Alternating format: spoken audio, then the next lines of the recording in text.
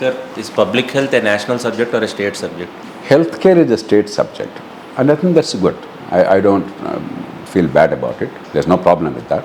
But everywhere in the world, while health may be a state subject in federal countries, the federal government plays a very vital role. In fact, world over, about 50% of the expenditure is by the federal government, typically 50 to 60%. Only 30 to 40% is at the local and state level. India is an exception. Overall healthcare expenditure, only 25% government is spending in India.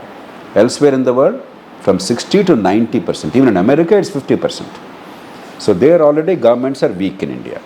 Within that, in those countries, federal government spends half of the money, the state and local half. In India, 75% is at the state level, local is hardly anything, 25% is federal level. So ours is very skewed.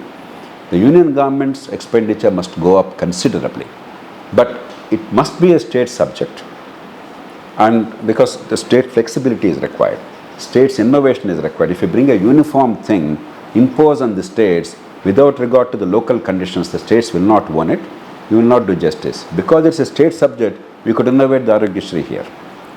Now the whole country is adopting it. Something else we can do. For instance, the Andhra Pradesh free diagnostics scheme, it's the first in India, very successful, a good model. Again, we innovated. Tamil Nadu's centralized procurement of drugs, a good model. Other states are emulating. So when multiple efforts are made, a lot of innovation is possible. The best practices can be adopted nationally increasingly. So I think it should remain as a state subject. To the extent it should be national, that is, the protocols cannot be state level. The science and technology, validation of that cannot be state. It has to be national. ICMR or somebody else, they have to take care. Vaccine procurement, Central. it has to be. Then pandemic control, epidemic control. So, because these cannot be handled locally. There are many disadvantages of that. And medical education, it is always national. The control of technology, technical parts of education, Medical Council of India or the National Medical Commission. It can't be each state, each university doing its own stuff. So that is rightly at the national level. Rest of the things must be a state subject, but the union and the states must work together.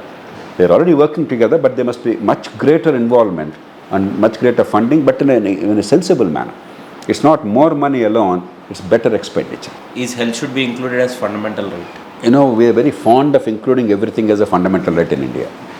The danger of this kind of a discussion is we make a massive effort, big publicity, headlines, say finally the constitution is amended to make it a fundamental right and we solve the problem of healthcare. It is a lie.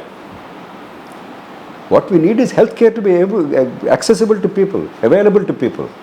You right there or not is irrelevant. I'll give an example of education.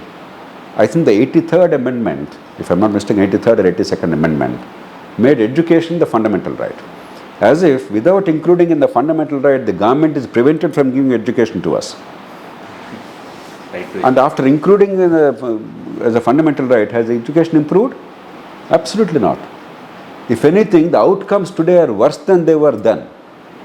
I'm not saying this casually.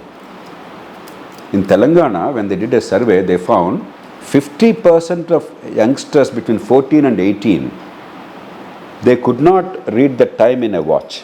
This is about 10 years after education became a fundamental right. 2018 this happened, this survey. 50% cannot put the appropriate weights while measuring the weights in a balance. Between 14 and 18. So we must get health care. Not a law saying it's a fundamental right. Nobody is preventing the governments from giving health care. And by simply putting it in the law, it doesn't mean health care is guaranteed. It's not a mantra. So to me, it's irrelevant. In fact, I don't want effort to be wasted. Many people are fond of fundamental right. The danger of that is there's a pretense that you have done something great by including it in the constitutional amendment. All the attention is on that, forgetting actual delivery of health care. Hi, this is Taman. Hi, this is Shraddha Das. Hi, I'm Priyadarshi. Nenu Adi. Hi, I'm Kashish Vora. Hi, name is Sri Vishnu. Hi, this is Aditya. Hi, this is Naganvesh. Please subscribe to Social Post. Please subscribe to Social Post. Please subscribe Social Post. Please subscribe to Social Post.